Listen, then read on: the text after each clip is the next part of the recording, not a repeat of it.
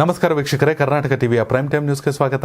ನಾನು ಯೋಗೇಶ್ ಈಶ್ವರ್. ಬಿಜೆಪಿ ಸರ್ಕಾರದ ವಿರುದ್ಧ ಯತ್ನಾಳ್ 40,000 ಕೋಟಿ ಆರೋಪ. ಪ್ರಧಾನಿ ನರೇಂದ್ರ ಮೋದಿಗೆ ಸಿಎಂ ಸಿದ್ದರಾಮಯ್ಯ ಪ್ರಶ್ನೆ. ಬಿಜೆಪಿ ನಾಯಕರು ಹೆಣದ ಮೇಲೆ ಹಣವನ್ನ ಮಾಡ್ತಿದ್ದಾರೆ. ಕೇಸರಿ ಪಡೆ ವಿರುದ್ಧ ಗುಡುಗಿದ ಸಚಿವ ಪ್ರಿಯಾಂಕ್ ಖರ್ಗೆ. ಲೋಕಸಭಾ ಚುನಾವಣೆಗೆ ರಾಜ್ಯ ಬಿಜೆಪಿ ತಯಾರಿ. ಹೊಸ ಪದಾಧಿಕಾರಿಗಳಿಗೆ ಬಿಗ್ ಟಾಸ್ಕ್ ಕೊಟ್ಟ ರಾಜ್ಯಾಧ್ಯಕ್ಷ ವಿಜಯೇಂದ್ರ. ಕನ್ನಡ ನಾಮಫಲಕ ಕಡ್ಡಾಯಕ್ಕೆ ಆಗ್ರಹ. ಹಿಂಸಾಚಾರಕ್ಕೆ ತಿರುಗಿದ ಪ್ರತಿಭಟನೆ. ಕರಾವೆ ಅಧ್ಯಕ್ಷರು ಸೇರಿದಂತೆ ಹಲವರು ಪೊಲೀಸರ ವಶಕ್ಕೆ. ಸೆಂಚುರಿಯನ್ ಅಂಗಳದಲ್ಲಿ ಕನ್ನಡಿಗ ಕೆಎಲ್ ರಾಹುಲ್ ಆರ್ಭಟ.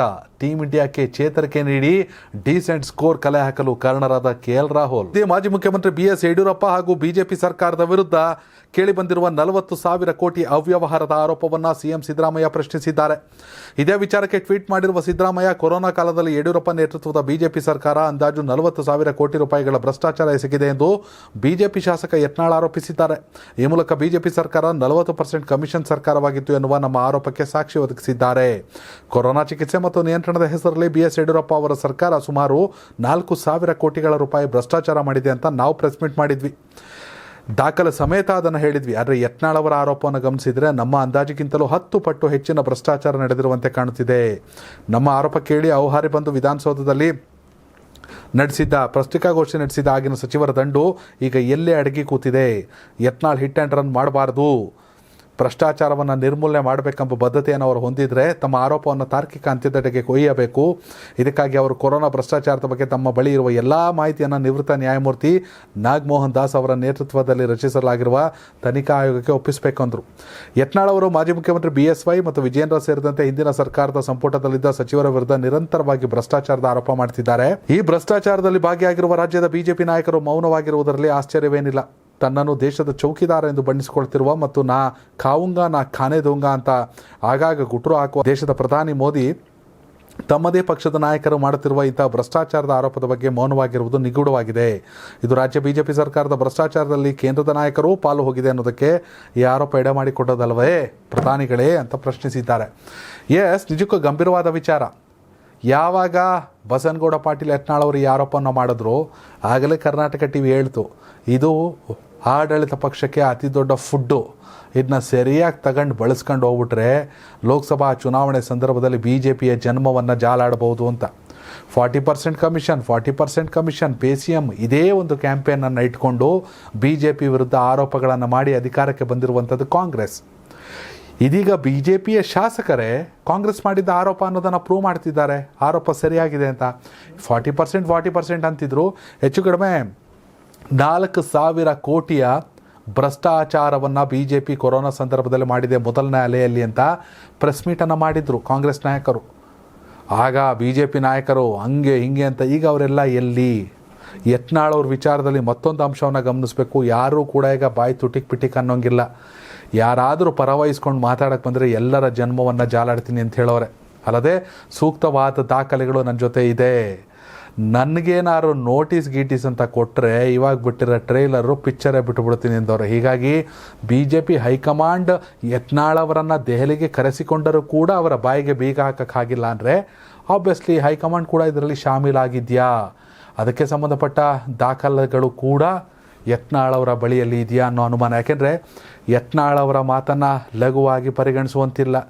ಏನವ್ರನ್ನ ಲಘುವಾಗಿ ಮಾತಾಡಿದರೆ ಡ್ಯಾಶ್ ಅಂದ್ಬಿಡೋರು, ಅಥವಾ ಅವರ ಆರೋಪದಲ್ಲಿ ಹುರುಳಿಲ್ಲ ಅಂತಿದ್ರೆ ಇಷ್ಟೊತ್ತಿಗೆ ಅವ್ರ ವಿರುದ್ಧ ಕ್ರಮ ಕೈಗೊಳ್ಳಲಾಗ್ತಿತ್ತು. ಆದರೆ ಅಂಥದ್ದು ಯಾವುದೇ ಕೆಲಸ ಆಗಿಲ್ಲ. ಹೀಗಾಗಿ ಸಿದ್ದರಾಮಯ್ಯ ಅವರು ನೇರವಾಗಿ ಪ್ರಧಾನಿ ಮೋದಿಗೆ ಪ್ರಶ್ನೆಯನ್ನು ಮಾಡಿದ್ದಾರೆ. ಉತ್ತರಿಸಿ ಪ್ರಧಾನಿಗಳೇ, ಇದರ ಪ್ರತಿಫಲ ನಿಮಗೂ ಸಿಕ್ಕಿದ್ಯಾ ಅನ್ನೋ ರೀತಿಯಲ್ಲಿ. ಬಿಜೆಪಿಯವರು ಹೆಣದ ಮೇಲೆ ಹಣ ಮಾಡ್ತಿದ್ದಾರೆ. ಕೋವಿಡ್ ಕಾಲದಲ್ಲಿ ಬಿಜೆಪಿಯವರು ಹೆಣದ ಮೇಲೆ ಹಣ ಮಾಡಿದ್ದಾರೆ ಎಂದು ಸಚಿವ ಪ್ರಿಯಾಂಕ್ ಖರ್ಗೆ ಹುಬ್ಬಳ್ಳಿಯಲ್ಲಿ ವಾಗ್ದಾಳಿ ನಡೆಸಿದ್ದಾರೆ. 40,000 ಕೋಟಿ ಹಗರಣ ಇದೆ, ಹೆಣದ ಮೇಲೆ ಹಣ ಮಾಡಿದ್ದಾರೆ ಎಂದರೆ ಮನುಷ್ಯತ್ವ ಅಲ್ಲ. ಇದು ಕಾಂಗ್ರೆಸ್ ನಾಯಕರ ಆರೋಪ ಅಲ್ಲ, ಕೇಂದ್ರದ ಮಾಜಿ ಸಚಿವ ಹಾಲಿ ಶಾಸಕರ ಆರೋಪ. ಇದಕ್ಕೆ ಬಿಜೆಪಿ ರಾಜ್ಯಾಧ್ಯಕ್ಷರು ವಿಪಕ್ಷ ನಾಯಕರು ಉತ್ತರ ಕೊಡಬೇಕು. ಕೋವಿಡ್ ಭ್ರಷ್ಟಾಚಾರದಲ್ಲಿ ಕೇಂದ್ರಕ್ಕೂ ಪಾಲು ಹೋಗಿರಬಹುದು. 40% ಸರ್ಕಾರ ಬಿರುದು ಬಂದಿರೋದು ಬಿಜೆಪಿ ಅವರಿದ್ದ. ಕೇಂದ್ರ ನಾಯಕರು ರಾಜ್ಯ ನಾಯಕರಿಗೂ ಪಾಲು ಹೋಗಿದೆ ಎಂದು ಕಿಡಿಕಾರಿದ್ದಾರೆ. ಯತ್ನಾಳ್ ಮಾಡಿರುವ ಆರೋಪಕ್ಕೆ ವಿಜಯೇಂದ್ರ ಉತ್ತರ ಕೊಡಬೇಕು. ವಿಜಯೇಂದ್ರ ಇವಾಗ ಡಾಕ್ಟರ್ ಯತೀಂದ್ರ ಮೇಲೆ ಶ್ಯಾಡೋ ಸಿಎಂ ಎಂದು ಆರೋಪ ಮಾಡಿದ್ರು. ಕಳೆದ ಸರ್ಕಾರದಲ್ಲಿ ಶ್ಯಾಡೋ ಸಿಎಂ ಯಾರಿದ್ರು? ಯತ್ನಾಳ್ ದಾಖಲೆ ಬಿಡುಗಡೆ ಮಾಡ್ತೀನಿ ಅಂತಾರೆ. ಯತ್ನಾಳ್ ಅವರಲ್ಲಿ ನಾನು ಕರ್ನಾಟಕದ ಜನರ ಪರ ಮನವಿ ಮಾಡ್ತೀನಿ, ನೀವು ದಾಖಲೆ ಕೊಡಿ, ನೀವು ಪ್ರಾಮಾಣಿಕರು ಎಂದು ಗೊತ್ತಿದೆ ಎಂದು ಲೇವಡಿ ಮಾಡಿದ್ದಾರೆ. ಕಳೆದ ಬಾರಿ ರಾಜ್ಯದಲ್ಲಿ ಹಿಂದುತ್ವದ ಸರ್ಕಾರ ಇತ್ತು, ಇವಾಗ ಇರೋದು ಸಂವಿಧಾನದ ಸರ್ಕಾರ. ಈ ದೇಶ ನಡೀತಿರೋದು ಭಗವದ್ಗೀತೆ ಮೇಲೆ ಅಲ್ಲ, ಕುರಾನ್ ಮೇಲೆ ಅಲ್ಲ, ಬೈಬಲ್ ಮೇಲೂ ಅಲ್ಲ, ದೇಶ ನಡೆಯುತ್ತಿರೋದು ಸಂವಿಧಾನದ ಮೇಲೆ ಎಂದಿದ್ದಾರೆ. ಯಾರು ಏನಾದರೂ ಹೇಳಲಿ, ಕರ್ನಾಟಕದಲ್ಲಿ ನಡೆಯುತ್ತಿರೋದು ಸಂವಿಧಾನದ ಸರ್ಕಾರಗಳು ನಡೆಯೋದು ಸಂವಿಧಾನದ ಮೇಲೆ, ಬಸವ ತತ್ವ, ಅಂಬೇಡ್ಕರ್ ತತ್ವದ ಮೇಲೆ ಸರ್ಕಾರ ನಡೀತಿದೆ. ಹಿಂದಿನ ಸರ್ಕಾರ ಹಿಂದುತ್ವದ ಮೇಲೆ ನಡೀತಿತ್ತು. ಸ್ಪೀಕರ್ ಪೀಠದ ಮೇಲೆ ಕುಳಿತ ಕಾಗೇರಿ ನಾನು RSSನವರು ಎಂದಿದ್ರು. BJPಯವರು ಹೆಣದ ಮೇಲೆ ಹಣ ಮಾಡಿದ್ದಾರೆ, ಕೋವಿಡ್ ಕಾಲದಲ್ಲಿ BJPಯವರು ಹೆಣದ ಮೇಲೆ ಹಣ ಮಾಡಿದ್ದಾರೆ ಅಂತ ಪದೇ ಪದೇ ಪದೇ ಪ್ರಿಯಾಂಕ್ ಖರ್ಗೆ ಅವರು ವಾಗ್ದಾಳಿ ಮಾಡೋರೆ. ಹೌದು, ಯಾವುದು ಬಸವನಗೌಡ ಪಾಟೀಲ್ ಯತ್ನಾಳ್ ಯಾರೋ ಸಣ್ಣ ಪುಟ್ಟ ಲೀಡರ್ ಅಲ್ಲ, ಕಾಂಜಿ ಪಿಂಜಿ ಲೀಡರ್ ಅಲ್ಲ, ಕೇಂದ್ರ ಸಚಿವರಾಗಿದ್ದವರು, ಸಂಸದರಾಗಿದ್ದವರು, ಇದೀಗ ಹಾಲಿ ಶಾಸಕರು, BJPಯ ಫೈರ್ ಬ್ರ್ಯಾಂಡ್, ಉತ್ತರ ಕರ್ನಾಟಕದ ಹುಲಿ. ಅವರು ತಮ್ಮದೇ ಪಕ್ಷದ ವಿರುದ್ಧ ಅವ್ರು ಏನು ಹೇಳ್ತಾರಂದರೆ, ಕಳ್ತನ ಮಾಡಿದ್ಮೇಲೆ ಕಳ್ಳನೇ, ಮನೆಯವರಾದರೂ ಅಷ್ಟೇ, ವರ್ಗವರಾದರೂ ಅಷ್ಟೇ, ನಾನು ಹೇಳ್ತೀನಿ ಅಂದಮೇಲೆ ಹೇಳ್ತೀನಿ ಅಂತ ಹೇಳ್ತಾವ್ರೆ. ಹೀಗಾಗಿ ಇದು ಕಾಂಗ್ರೆಸ್ಗೆ ಅತಿ ದೊಡ್ಡ ಅಸ್ತ್ರವಾಗಿದೆ ಯತ್ನಾಳ್ ಅವರ ಹೇಳಿಕೆ. ಹೀಗಾಗಿ ಯತ್ನಾಳ್ ಅವ್ರ ತಮ್ಮ ಬಳಿ ಇದ್ದರೆ ದಾಖಲೆಗಳನ್ನ ಬಿಡುಗಡೆ ಮಾಡಲಿ, ಇಲ್ಲಾಂದರೆ ಅವರು ಹಿಟ್ ಆ್ಯಂಡ್ ರನ್ ಕೇಸ್ ಆಗುತ್ತೆ. ಅಂದರೆ ಸುಮ್ಮನೆ ಖಾಲಿ ಡಬ್ಬ ಅನ್ನೋಂಗೆ ಆಗಬಾರ್ದು ಅನ್ನೋದು ಕಾಂಗ್ರೆಸ್ ನಾಯಕರ ಒಂದು ಕಳಕಳಿಯ ಮನವಿ. ದಾಖಲೆಗಳಿದ್ರೆ ಬಿಡುಗಡೆ ಮಾಡಿ ಅಂತ. ಹೆಸರಿನ ಮುಂದಿನ ಸುದ್ದಿ, BJP ರಾಜ್ಯಾಧ್ಯಕ್ಷರಾದ ಬಳಿಕ ಇದೇ ಮೊದಲ ಬಾರಿಗೆ BY ವಿಜಯೇಂದ್ರ ಪದಾಧಿಕಾರಿಗಳ ತಂಡದ ಸಭೆ ಕರೆದರು. ಸಭೆಯಲ್ಲಿ ಪಕ್ಷ ಸಂಘಟನೆ ಹಾಗೂ ಮುಂಬರುವ ಲೋಕಸಭಾ ಚುನಾವಣೆ ಬಗ್ಗೆ ಚರ್ಚೆ ಮಾಡಿದರು. ಅಲ್ಲದೆ ಪ್ರಮುಖವಾಗಿ ಪಕ್ಷಕ್ಕೆ ಮುಜುಗರ ತರುವಂತೆ ಬಹಿರಂಗ ಹೇಳಿಕೆಗಳನ್ನು ಕೊಡದಂತೆ ಪದಾಧಿಕಾರಿಗಳಿಗೆ ಸೂಚ್ಯವಾಗಿ ಸೂಚನೆ ನೀಡಿದ್ದಾರೆ. ಇನ್ನು ಬಸನಗೌಡ ಪಾಟೀಲ್ ಯತ್ನಾಳ್ ಅವರು ಯಡಿಯೂರಪ್ಪ ವಿರುದ್ಧ ಅಥವಾ BJP ಸರ್ಕಾರದ ವಿರುದ್ಧ, ಯಡಿಯೂರಪ್ಪ ಅವರು CM ಇದ್ದಂಥ ಸರ್ಕಾರದ ವಿರುದ್ಧ ಮಾಡಿರುವ 40,000 ಕೋಟಿ ರೂಪಾಯಿ ಮೊತ್ತದ ಕೋವಿಡ್ ಅಕ್ರಮದ ಬಗ್ಗೆ ಮಾಡಿರುವ ಆರೋಪ ಕೂಡ ಈ ಸಭೆಯಲ್ಲಿ ಪ್ರಸ್ತಾಪವಾಯಿತು. ಯತ್ನಾಳ್ ಹೇಳಿಕೆಯಿಂದ ಪಕ್ಷಕ್ಕೆ ಬಹಳ ಡ್ಯಾಮೇಜ್ ಆಗುವ ಬಗ್ಗೆ ಸಭೆಯಲ್ಲಿ ಕೆಲವು ಪದಾಧಿಕಾರಿಗಳಿಂದ ಆತಂಕ ವ್ಯಕ್ತಪಡಿಸಿದ್ದಾರೆ. ಇನ್ನು ಯತ್ನಾಳ್ ಹೇಳಿಕೆಗಳ ಬಗ್ಗೆ ಕೆಲವು ಪದಾಧಿಕಾರಿಗಳಿಂದ ಸಭೆಯಲ್ಲಿ ಖಂಡನೆ ವ್ಯಕ್ತವಾಗಿದ್ದು, ಇದಕ್ಕೆ ವಿಜಯೇಂದ್ರ ಪ್ರತಿಕ್ರಿಯಿಸಿ ಪಕ್ಷಕ್ಕೆ ಮುಜುಗರ ತರುವಂಥ ಬಹಿರಂಗ ಹೇಳಿಕೆಗಳನ್ನು ಕೊಡದಂತೆ ಪದಾಧಿಕಾರಿಗಳಿಗೆ ಸೂಚ್ಯವಾಗಿ ಹೇಳಿದ್ದು, ಯತ್ನಾಳ್ ಹೇಳಿಕೆ ಬಗ್ಗೆ ಹೈಕಮಾಂಡ್ ನೋಡಿಕೊಳ್ಳಲಿದೆ ಎಂದರು. 2024 ಲೋಕಸಭಾ ಚುನಾವಣೆವರೆಗೂ ಯಾವೊಬ್ಬ ಪದಾಧಿಕಾರಿಗಳು ವಿಶ್ರಮಿಸುವಂತಿಲ್ಲ. ಪದಾಧಿಕಾರಿಗಳ ವರ್ತನೆ ಸೂಕ್ತವಾಗಿರಬೇಕು. ಹಿರಿಯರು, ಬೂತ್ ಕಾರ್ಯಕರ್ತರು, ವರಿಷ್ಠರು ಸಮಾನವಾಗಿ ನೋಡ್ಕೊಳ್ಬೇಕು. ಎಲ್ಲರನ್ನು ಒಂದೇ ರೀತಿಯಲ್ಲಿ ವಿಶ್ವಾಸದಿಂದ ನೋಡ್ಕೋಬೇಕು. ಹಾಗೆ ಕೇಂದ್ರ ಸರ್ಕಾರದ ಯೋಜನೆಗಳ ಫಲಾನುಭವಿಗಳನ್ನು ವೈಯಕ್ತಿಕವಾಗಿ ಭೇಟಿ ಮಾಡಬೇಕು ಎಂದು ಪದಾಧಿಕಾರಿಗಳ ಸಭೆಯಲ್ಲಿ ರಾಜ್ಯಾಧ್ಯಕ್ಷ ವಿಜಯೇಂದ್ರ ಸೂಚನೆ ಕೊಟ್ಟವ್ರೆ. ಏನೊಂದಷ್ಟು ಜನ ಪದಾಧಿಕಾರಿಗಳನ್ನ ನೇಮಕ ಮಾಡಲಾಯಿತು, ಅವರನ್ನು ವೆಲ್ಕಮ್ ಮಾಡಿದ್ರು. ನಂತರ ಬಸನಗೌಡ ಪಾಟೀಲ್ ಯತ್ನಾಳ್ ಅವರ ಆರೋಪಗಳಿಗೆ ಹೈಕಮಾಂಡ್ ಉತ್ತರ ಕೊಡುತ್ತೆ ಅಂದರು.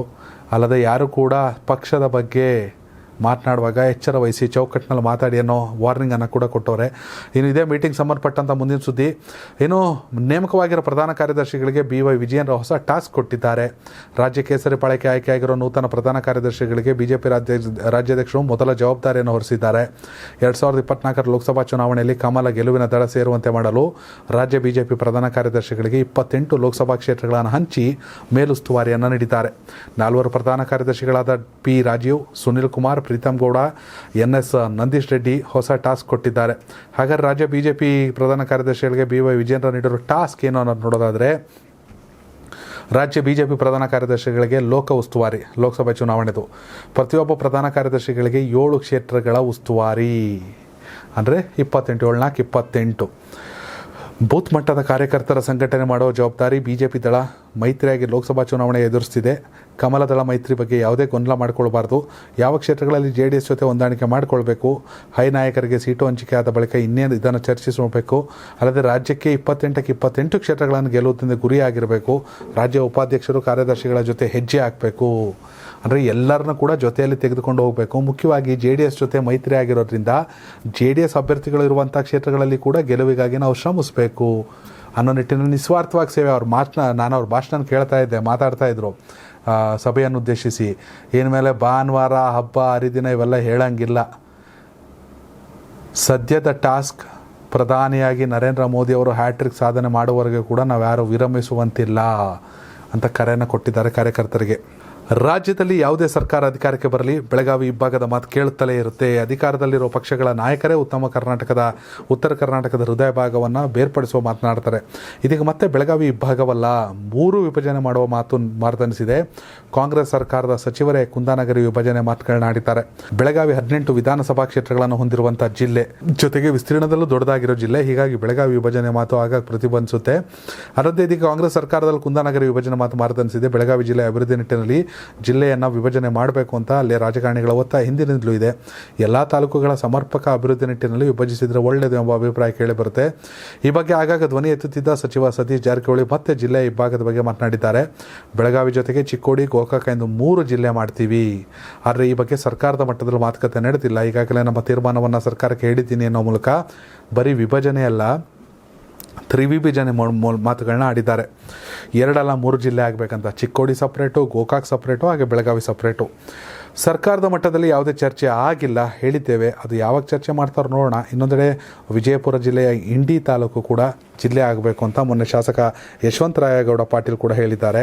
ಇಂಡಿ ಜಿಲ್ಲೆ ಆಗದಿದ್ದರೆ ಮುಂಬರುವ ಚುನಾವಣೆಯಲ್ಲಿ ಸ್ಪರ್ಧಿಸಲ್ಲ ಎಂದು ಹೇಳುವಾಗ ಆ ಕಾರ್ಯಕ್ರಮದಲ್ಲಿ ನಾನೂ ಇದ್ದೆ ಅಂತ ಸಚಿವ ಜಾರಕಿಹೊಳಿ ಹೇಳಿದ್ದಾರೆ. ಬೆಳಗಾವಿ ವಿಭಜನೆ ಮಾಡಲು ಜಿಲ್ಲೆಯ ರಾಜಕೀಯ ನಾಯಕರು ತುದಿಗಾಲು ನಿಂತಿದ್ದಾರೆ. ಅದೇನೇ ಇರಲಿ, ಕುಂದಾನಗರಿ ಜನರಿಗೆ ಒಳ್ಳೆಯದೇ. ಆದರೆ ರಾಜಕೀಯ ಲಾಭಕ್ಕಾಗಿ ವಿಭಜಿಸಿ ಅಭಿವೃದ್ಧಿಯನ್ನೇ ಮರೆತರೆ ಹೇಗೆ ಅನ್ನೋದು ಬೆಳಗಾವಿ ಜನರ ಮಾತು. ಎಸ್, ಬೆಂಗಳೂರನ್ನು ಹೊರತುಪಡಿಸಿದ್ರೆ ಬೆಂಗಳೂರಲ್ಲಿ 28 ವಿಧಾನಸಭಾ ಕ್ಷೇತ್ರ, ಅತಿ ಹೆಚ್ಚು ವಿಧಾನಸಭಾ ಕ್ಷೇತ್ರಗಳಿರುವಂಥ ಜಿಲ್ಲೆ ಅಂದರೆ ಅದು ಬೆಳಗಾವಿ. 18 ವಿಧಾನಸಭಾ ಕ್ಷೇತ್ರ. ಅತಿ ಕಡಿಮೆ ಅಂದರೆ ಕೊಡಗು 2, ಮಡಿಕೇರಿ ಮತ್ತು ವಿರಾಜಪೇಟೆ. ಬೆಳಗಾವಿ 18 ವಿಧಾನಸಭಾ ಕ್ಷೇತ್ರಗಳನ್ನು ಹೊಂದಿದ್ರೂ ಕೂಡ ಅಭಿವೃದ್ಧಿ ಕಷ್ಟ ನಿಜಕ್ಕೂ ಕೂಡ. ಯಾಕಂದರೆ ನಾವು ಪುಸ್ತಕದಲ್ಲೂ ಓದ್ಕೊಬತ್ತಾ ಇದ್ವಿ, ಇನ್ನೇನು ಆಗಬೇಕು ಅಂದರೆ ಗಡಿ ಸಮಸ್ಯೆ ಬರುತ್ತೆ, ಮಹಾರಾಷ್ಟ್ರ ಗಡಿ ಅದು ಇದು ಅಂತ. ಹೀಗಾಗಿ ಚಿಕ್ಕೋಡಿ, ಗೋಕಾಕ್ ಮತ್ತು ಬೆಳಗಾವಿ ಪ್ರತ್ಯೇಕ ಜಿಲ್ಲೆಗಳಾದರೆ ಒಳ್ಳೆಯದು, ಯಾಕೆಂದರೆ ಅಭಿವೃದ್ಧಿ ಆಗುತ್ತೆ ಅನ್ನೋ ಚರ್ಚೆಗಳು. ಬಟ್ ನೋಡಬೇಕು ಈ ನಿಟ್ಟಿನಲ್ಲಿ ಸರ್ಕಾರ ಯಾವ ರೀತಿ ಕ್ರಮವನ್ನು ಕೈಗೊಳ್ಳುತ್ತೆ ಅನ್ನೋದನ್ನು ಕಾದು ನೋಡಬೇಕಾಗತ್ತೆ. ಎಸ್ಸಿನ ಮುಂದಿನ ಸುದ್ದಿ. ಕನ್ನಡ ನಾಮಫಲಕ ಕಡ್ಡಾಯಗೊಳಿಸುವಂತೆ ಆಗ್ರಹಿಸಿ ಕರ್ನಾಟಕ ರಕ್ಷಣಾ ವೇದಿಕೆಯ ಕಾರ್ಯಕರ್ತರು ನಡೆಸಿದ ಪ್ರತಿಭಟನೆ ರ್ಯಾಲಿ ಹಿಂಸಾಚಾರಕ್ಕೆ ತಿರುಗಿದ್ದು 12ಕ್ಕೂ ಹೆಚ್ಚು ಕಾರ್ಯಕರ್ತರನ್ನು ಪೊಲೀಸರು ವಶಕ್ಕೆ ಪಡೆದಿದ್ದಾರೆ. ಬೆಳಗ್ಗೆ 11 ಗಂಟೆ ಕರಾವೇ ಕಾರ್ಯಕರ್ತರು ದೇವನಹಳ್ಳಿಯ ಸಾದಹಳ್ಳಿ ಟೋಲ್ನಿಂದ ಬೆಂಗಳೂರು ಕಬ್ಬನ್ ಪಾರ್ಕ್ವರೆಗೆ ರ್ಯಾಲಿ ಆರಂಭಿಸಿದರು. ಅಲ್ಲದೆ KR Puram, Hebbal, MG road, brigade road, church street ಸೇರಿದಂತೆ ಬೆಂಗಳೂರಿನ ಬಹುತೇಕ ಕಡೆಗಳಲ್ಲಿ ಕರಾವೇ ಕಾರ್ಯಕರ್ತರು ಪ್ರತಿಭಟನೆ ಆರಂಭಿಸಿದ್ದಾರೆ. ಇದರಂತೆ ಲಾವೆಲ್ಲಿ ರಸ್ತೆ ಮತ್ತು UB ಸಿಟಿ ಸುತ್ತಮುತ್ತಲೂ ಕರಾವೇ ಕಾರ್ಯಕರ್ತರು ಕಲ್ಲು ತೂರಾಟ ನಡೆಸಿದ್ದು, ಇಂಗ್ಲಿಷ್ನಲ್ಲಿದ್ದ ಕೆಲ ಬೋರ್ಡ್ಗಳಿಗೆ ಕಪ್ಪು ಬಣ್ಣ ಬಳಿದು ಆಕ್ರೋಶ ವ್ಯಕ್ತಪಡಿಸಿದರು. ಪ್ರತಿಭಟನೆ ವೇಳೆ ಉಪಸ್ಥಿತರಿದ್ದ ಕರ್ನಾಟಕ ರಕ್ಷಣಾ ವೇದಿಕೆ ಅಧ್ಯಕ್ಷ ನಾರಾಯಣಗೌಡ ಅವರು ಮಾತನಾಡಿ, ಮಾಲ್ ಆಫ್ ಏಷ್ಯಾ ಮಾಲೀಕರು ಮತ್ತು ಇತರ ಮಾಲ್ ಮಾಲೀಕರು 60% ಕನ್ನಡ ನಾಮಫಲಕ ನಿಯಮಗಳನ್ನು ಪಾಲನೆ ಮಾಡ್ತಿಲ್ಲ. ಇವರು ಪೊಲೀಸರ ರಕ್ಷಣೆ ತೆಗೆದುಕೊಂಡಿರ್ಬೋದು, ಆದರೆ ನಿಯಮಗಳನ್ನು ಪಾಲಿಸದಿದ್ದರೆ, ಕನ್ನಡಕ್ಕೆ ಆದ್ಯತೆ ನೀಡದಿದ್ದರೆ ಕರಾವೇ ಕಾರ್ಯಕರ್ತರು ಆಸ್ತಿಪಾಸ್ತಿಗಳನ್ನು ನಾಶಪಡಿಸ್ತಾರೆ ಅಂತ ಎಚ್ಚರಿಸಿದರು. ಇದೇ ವೇಳೆ ದೇವನಹಳ್ಳಿ ಟೋಲ್ ಗೇಟ್ ಬಳಿ ಪೊಲೀಸರು ನಾರಾಯಣಗೌಡ ಮತ್ತು ರಾಜ್ಯ ಕಾರ್ಯದರ್ಶಿ ಸಣ್ಣ ಈರಪ್ಪ ಅವರನ್ನು ಮುಂಜಾಗ್ರತಾ ಕ್ರಮವಾಗಿ ವಶಕ್ಕೆ ಪಡೆದುಕೊಂಡರು. ಇನ್ನು ಮಂಗಳವಾರವಷ್ಟೇ ವಾಣಿಜ್ಯ ಮಳಿಗೆಗಳ ನಾಮಫಲಕದಲ್ಲಿ 60% ಕನ್ನಡ ಭಾಷೆಯಾಗಿ ಕಡ್ಡಾಯವಾಗಿ ಅನುಷ್ಠಾನಗೊಳಿಸಬೇಕೆಂದು ಬಿಬಿಎಂಪಿ ಮಹಾನಗರ ಪಾಲಿಕೆ ಏನಿದೆ ಅದರ ಆಯುಕ್ತರ ತುಷಾರ್ ಗಿರ್ನಾಥ್ ಅವರು ಸಭೆ ನಡೆಸಿ 15 ದಿನಗಳಲ್ಲಿ ಕನ್ನಡ ನಾಮಫಲಕ ಹಾಕುವಂತೆ ವಾಣಿಜ್ಯ ಮಳಿಗೆಗಳ ಮಾಲೀಕರಿಗೆ ಸೂಚಿಸಿದರು. ಆದರೆ ಅದು ಸರಿಯಾಗಿ ಇಂಪ್ಲಿಮೆಂಟ್ ಆಗಿಲ್ಲ. ಬಟ್ ಇನ್ನೂ 15 ದಿನವೂ ಆಗಿಲ್ಲ. ಅದಕ್ಕೆ ಮುಂಚೆನೇ ಕರಾವೇ ಒಳ್ಳೆಯದು ಮಾಡಬೇಕು. ಬೆಂಗಳೂರಿಗೆ ಬಂದರೆ ಗೊತ್ತಾಗ್ಬಿಡುತ್ತೆ ರೀ, ನಮ್ಮ ಭಾಷೆ ನಮ್ಮ ಜನ, ಕನ್ನಡನೇ ಮಂಗಮಾಯ. ಅಲ್ಲಿ ಕೆಲಸ ಮಾಡೋರೆಲ್ಲ ಉತ್ತರ ಭಾರತೀಯರು. ಎಸ್, ಇದು ಭಾರತ, ಯಾರು ಎಲ್ಲಿ ಬೇಕಾದ್ರೂ ಬದುಕ್ಬೋದು. ಆದರೆ ನಮ್ಮ ತನವನ್ನು ಉಳಿಸ್ಕೊಳ್ಬೇಕಲ್ಲ. ಡೆಲ್ಲಿ, ಬಾಂಬೆಗವ್ರು ಗೊತ್ತಾಗುತ್ತೆ ಬೇರೆ ರಾಜ್ಯದವ್ರನ್ನ ಹೇಗೆ ನೋಡ್ತಾರೆ ಅನ್ನೋದನ್ನು. ಹೀಗಾಗಿ ಯಾರ ಮೇಲೆ ಯಾವುದೇ ರೀತಿಯ ಹಲ್ಲೆಗಳು ದೈಹಿಕವಾಗಿ ಅಥವಾ ಏನೂ ಆಗಬಾರ್ದು. ಯಾರು ಎಲ್ಲಿ ಬೇಕಾದ್ರೂ ಜೀವಿಸ್ಬೋದು, ಭಾರತೀಯರು ನಾವೆಲ್ಲ. ಆದರೆ ಬಿಸ್ನೆಸ್ ಮಾಡೋಕ್ಕೆ ಬರ್ತಾರಲ್ಲ, ಇಂಗ್ಲೀಷ್ ಬೋರ್ಡ್ ಹಾಕೊಂಡು ಶೋಕಿ ಅಂಥವ್ರು ತೆಗೀರಿ ಅಂತ ಹೇಳ್ತಿಲ್ಲ. ಅಟ್ಲೀಸ್ಟು ಫಸ್ಟ್ ಕನ್ನಡ ಬೋರ್ಡ್ ಹಾಕಿ ಆಮೇಲೆ ಇಂಗ್ಲೀಷ್ ಬೋರ್ಡ್ ಹಾಕಿ ಅಷ್ಟೇ ಹೇಳ್ತಿರೋದು. ಅದನ್ನಾರು ಮಾಡಿ. ಇಲ್ಲ ನಾಳೆ ಕನ್ನಡನ ಹುಡುಕಬೇಕು ಅಂತ ಪರಿಸ್ಥಿತಿ ಬಂದರೂ ಆಶ್ಚರ್ಯ ಪಡಬೇಕಾಗಿಲ್ಲ. ಹೆಸರು ಮುಂದಿನ ಸುದ್ದಿ. ಲೋಕಸಭಾ ಚುನಾವಣೆಗೆ ಸಿದ್ಧವಾಗುತ್ತಿರುವ ಕಾಂಗ್ರೆಸ್ ಸಂಸದ ರಾಹುಲ್ ಗಾಂಧಿ ಅವರ ಭಾರತ್ ಜೋಡೋ ಯಾತ್ರೆ ಮುಂದುವರೆದ ಭಾಗ ಎಂಬಂತೆ ಜನವರಿ 14ರಿಂದ ಮಾರ್ಚ್ 20ರವರೆಗೆ ಮಣಿಪುರದಿಂದ ಮುಂಬೈಗೆ ಭಾರತ ನ್ಯಾಯ ಯಾತ್ರೆ ನಡೆಸಲು ಮುಂದಾಗಿದೆ. ಈ ಬಗ್ಗೆ ಮಾಹಿತಿ ನೀಡಿರುವ AICC ಪ್ರಧಾನ ಕಾರ್ಯದರ್ಶಿ KC ವೇಣುಗೋಪಾಲ್ ಅವರು, ಕಾಂಗ್ರೆಸ್ ದೇಶಾದ್ಯಂತ ಸಂಘಟನೆ ನಡೆಸುತ್ತಿದೆ. ಮಣಿಪುರದಲ್ಲಾದ ಸಂಘರ್ಷ ಮತ್ತು ಪ್ರಾಣಹಾನಿಯ ಬಗ್ಗೆ ಜನರಿಗೆ ಮನವರಿಕೆ ಮಾಡಿಕೊಡುವ ಸಲುವಾಗಿ ಭಾರತ ನ್ಯಾಯ ಯಾತ್ರೆ ನಡೆಸಲಾಗುವುದು. ಇದರಲ್ಲಿ ಪಕ್ಷದ ನಾಯಕರು ಭಾಗವಹಿಸಲಿದ್ದಾರೆ ಅಂತ ತಿಳಿಸಿದರು. ಜನವರಿ 14ರಿಂದ ಮಾರ್ಚ್ 20ರವರೆಗೆ ಮಣಿಪುರ, ಜನವರಿ, ಫೆಬ್ರವರಿ, ಮಾರ್ಚ್ ಸುಮಾರು 2 ತಿಂಗಳು ನಡೆಯುತ್ತೆ. 2 ತಿಂಗಳಿಗೂ ಅಧಿಕ ಕಾಲ ಮಣಿಪುರದಿಂದ ಮುಂಬೈವರೆಗೆ ಭಾರತ್ ನ್ಯಾಯ ಯಾತ್ರೆ ನಡೆಸಲು AICC ನಿರ್ಧರಿಸಿದೆ ಎಂದು KC ವೇಣುಗೋಪಾಲ್ ತಿಳಿಸಿದ್ದಾರೆ. ನವದೆಹಲಿಯಲ್ಲಿ ಮಾತನಾಡಿದ ಅವರು, ರಾಹುಲ್ ಗಾಂಧಿ ಅವರು ಭಾರತ್ ಜೋಡೋ ಯಾತ್ರೆಯಿಂದ ಉತ್ತಮ ಅನುಭವವಾಗಿದೆ. ಮುಂದಿನ ಯಾತ್ರೆಗೆ ಇದು ದಾರಿದೀಪವಾಗಿದೆ. ಭಾರತ್ ನ್ಯಾಯ ಯಾತ್ರೆ ವೇಳೆ ಯುವಕರಲ್ಲಿ, ಮಹಿಳೆಯರು ಮತ್ತು ಅಂಚಿನಲ್ಲಿರುವ ಜನರೊಂದಿಗೆ ಸಂವಾದ ನಡೆಯಲಿದೆ. ಹೊಸ ಯಾತ್ರೆಯು 6200 ಕಿಲೋಮೀಟರ್ ದೂರ ಕ್ರಮಿಸಲಿದೆ. ಮಣಿಪುರ, ನಾಗಾಲ್ಯಾಂಡ್, ಅಸ್ಸಾಂ, ಮೇಘಾಲಯ, ಪಶ್ಚಿಮ ಬಂಗಾಳ, ಬಿಹಾರ, ಜಾರ್ಖಂಡ್, ಒಡಿಶಾ, ಛತ್ತೀಸ್ಗಢ, UP, MP, ರಾಜಸ್ಥಾನ್, ಗುಜರಾತ್ ಮತ್ತು ಅಂತಿಮವಾಗಿ ಮಹಾರಾಷ್ಟ್ರ ಸೇರಿದಂತೆ ಇನ್ನಿತರ ರಾಜ್ಯಗಳನ್ನು ಪ್ರಯಾಣಿಸುತ್ತೆ. ಈ ಯಾತ್ರೆ ಬಸ್ ಮೂಲಕ ಈ ಯಾತ್ರೆ ನಡೆಯಲಿದೆ ಎಂದು ಮಾಹಿತಿ ನೀಡಿದ್ದಾರೆ. ಕಾಂಗ್ರೆಸ್ ಮುಖ್ಯಸ್ಥ ಅಂದರೆ AICC ಅಧ್ಯಕ್ಷ ಮಲ್ಲಿಕಾರ್ಜುನ್ ಖರ್ಗೆ ಜನವರಿ 16ರಂದು ಮಣಿಪುರದಿಂದ ಪಾದಯಾತ್ರೆಗೆ ಚಾಲನೆಯನ್ನು ನೀಡಲಿದ್ದಾರೆ. ಭಾರತ್ ಜೋಡೋ ಯಾತ್ರೆ ಇಂಪ್ಯಾಕ್ಟ್ ಮಾಡ್ತಾ ಇಲ್ವೋ ಗೊತ್ತಿಲ್ಲ, ಆದರೆ ರಾಹುಲ್ ಗಾಂಧಿಗೆ ವೈಯಕ್ತಿಕವಾಗಿ ವರ್ಚಸ್ಸನ್ನು ತಂದುಕೊಟ್ಟಂಥ ಯಾತ್ರೆ ಭಾರತ್ ಜೋಡೋ. ಇದೀಗ ಮತ್ತೊಂದು ಯಾತ್ರೆ, ನಿಜಕ್ಕೂ ಖುಷಿ ಪಡುವಂಥ ವಿಚಾರ. ಇದೀಗ ಭಾರತ್ ಜೋಡೋ ಯಾತ್ರೆ ಮುಂದುವರೆದ ಭಾಗ ಭಾರತ ನ್ಯಾಯ ಯಾತ್ರೆ. ನ್ಯಾಯ ಒದಗಬೇಕು. ಮಣಿಪುರದಲ್ಲಾದಂಥ ಮಹಿಳೆಯರ ವಿರುದ್ಧ ಅಥವಾ ಮಣಿಪುರದಲ್ಲಾದಂಥ ಹಿಂಸಾಚಾರ, ಅದಕ್ಕೆ ಕೇಂದ್ರ ಸರ್ಕಾರ ಸೂಕ್ತವಾದ ನ್ಯಾಯವನ್ನು ಒದಗಿಸಲಿಲ್ಲ ಅನ್ನೋ ಆರೋಪ ಇದೆ. ಹೀಗಾಗಿ ಭಾರತ್ ಜೋಡೋ ಯಾತ್ರೆ ಜೊತೆಯಲ್ಲಿ ಭಾರತ ನ್ಯಾಯ ಯಾತ್ರೆ. ಇನ್ನು ಮುಂದಿನ ಸುದ್ದಿ, ಅಯೋಧ್ಯೆಯಲ್ಲಿ ನಿರ್ಮಾಣವಾಗ್ತಿರುವ ಶ್ರೀರಾಮ ಮಂದಿರದಲ್ಲಿ 2024 ಜನವರಿ 22ರಂದು ರಾಮಲಲ್ಲಾ ಮೂರ್ತಿಯನ್ನು ಪ್ರತಿಷ್ಠಾಪನೆ ಮಾಡಲಾಗ್ತಿದೆ. ದೇಶದ 3 ಪ್ರಖ್ಯಾತ ಶಿಲ್ಪಿಗಳಿಗೆ ಮೂರ್ತಿ ಕೆತ್ತನೆ ಕಾಯಕ ಒಲಿದು ಬಂದಿದೆ. 3ರಲ್ಲಿ ಒಂದು ರಾಮಲಲ್ಲಾ ಮೂರ್ತಿಯ ಕೆತ್ತನೆಯನ್ನು ಮೈಸೂರು ಮೂಲದ ಶಿಲ್ಪಿ ಅರುಣ್ ಯೋಗಿರಾಜ್ ಪೂರ್ಣಗೊಳಿಸಿದ್ದಾರೆ.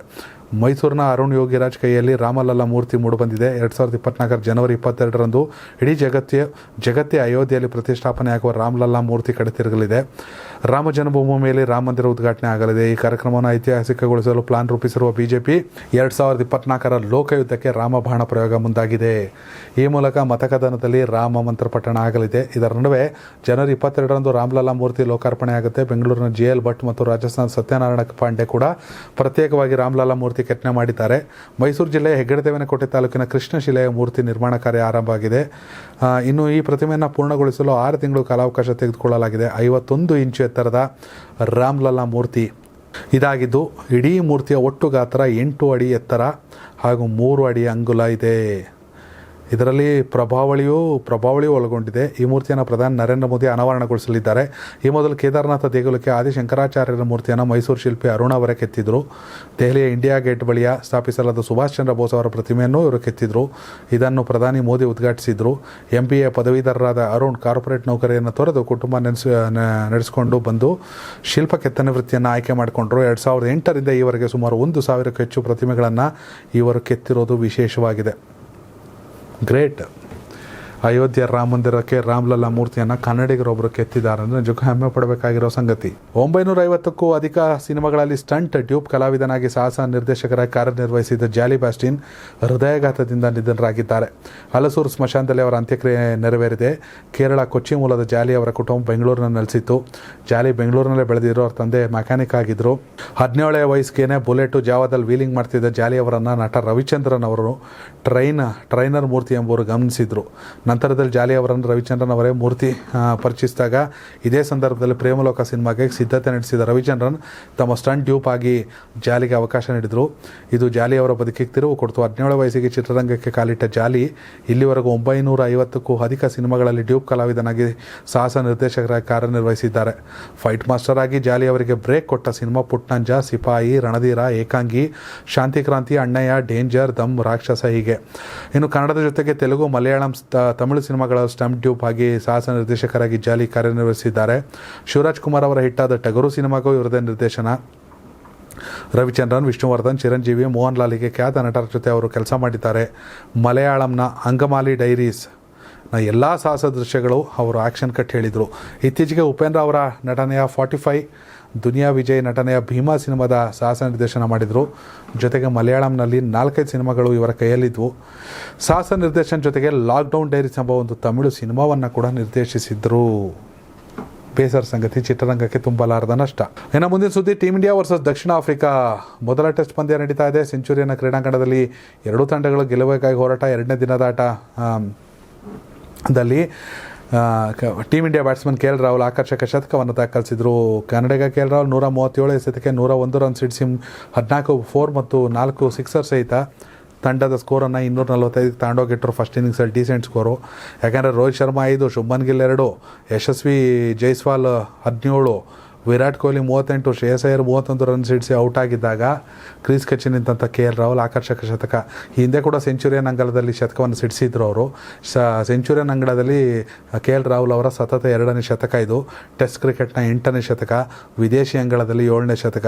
ಒಟ್ಟಿನಲ್ಲಿ ಟೀಮ್ ಇಂಡಿಯಾ ಪಾಲಿಗೆ ಕನ್ನಡಿಗ KL ರಾಹುಲ್ ಆಪತ್ ಬಾಂಧವ ಅಂತಲೇ ಹೇಳ್ಬೋದು. ವೀಕ್ಷಕರೇ, ಟೀಮ್ ಇಂಡಿಯಾ ಯಶಸ್ಸಿಗಾಗಿ ಪ್ರಾರ್ಥಿಸಿ. ಹಾಗೆಯೇ ಚುನಾವಣೆ ಬರ್ತಾ ಇದೆ. BS ಯಡಿಯೂರಪ್ಪನವರ ಸರ್ಕಾರ ಇದ್ದಾಗ 40,000 ಕೋಟಿಯ ಭ್ರಷ್ಟಾಚಾರದ ಆರೋಪ. ಈಗಿರುವಂಥ ಮುಖ್ಯಮಂತ್ರಿಗಳು ಪ್ರಧಾನಿಯವರಿಗೆ ಪ್ರಶ್ನಿಸಿದ್ದಾರೆ. ಮತ್ತೊಂದು ಕಡೆ ವಿಜಯೇಂದ್ರ ಅವರು ತುಂಬ ಜವಾಬ್ದಾರಿಯಿಂದ ಪಕ್ಷವನ್ನು ಮುನ್ನಡೆಸುವ ಅಚಲ ನಿರ್ಧಾರವನ್ನು ಮಾಡಿದ್ದಾರೆ ಪದಾಧಿಕಾರಿಗಳ ಸಭೆಯಲ್ಲಿ. ಏನಾಗ್ಬೋದು ಲೋಕಸಭಾ ಚುನಾವಣೆಯಲ್ಲಿ 28 ಲೋಕಸಭಾ ಕ್ಷೇತ್ರಗಳಲ್ಲಿ ಯಾರಿಗೆ ಎಷ್ಟು ಸ್ಥಾನ? ನಿಮ್ಮ ಅಭಿಪ್ರಾಯನ ಕಾಮೆಂಟ್ ಮಾಡಿ. ಧನ್ಯವಾದಗಳು. ಇದು ಇವತ್ತಿನ prime time news, Karnataka TV, ಕನ್ನಡಿಗರ ಧ್ವನಿ. ಈ ಭೂಮಿ ಮೇಲೆ ತಾನಷ್ಟೇ ಉದ್ಧಾರ ಆದ್ರೆ ಸಾಕು, ಬೇರೆಯವ್ರನ್ನ ಬೆಳೆಸೋ ಉಸಾಬರಿ ನಮ್ಗ್ಯಾಕೆ ಅನ್ನೋರ್ ಸಂಖ್ಯೆನೇ ಜಾಸ್ತಿ. ಆದ್ರೆ ಕೆಲವರು ಮಾತ್ರ ತಾನು ಬೆಳೆಯೋದ್ರ ಜೊತೆಗೆ ತನ್ನವರನ್ನು ಕೂಡ ಬೆಳೆಸ್ತಾರೆ. ತಮಗಿಂತ ಎತ್ತರಕ್ಕೆ ಬೆಳೆಯೋಕೆ ಬೆಳಕಾಗ್ತಾರೆ. ಸಾಧಿಸುವ ಗುರಿ ಇದ್ದವ್ರಿಗೆ ದಾರಿದೀಪ ಆಗ್ತಾರೆ. ಇದೀಗ ನಾನು ಇತರರ ಭವಿಷ್ಯಕ್ಕೆ ಬೆಳಕಾಗುವವರ ಸಂದರ್ಶನ ಮಾಡಲು ಹೊರಟಿದ್ದಾನೆ. ಮಿಸ್ ಮಾಡದೆ ನೋಡಿ ಕರ್ನಾಟಕ ಟಿವಿ ದಾರಿದೀಪ.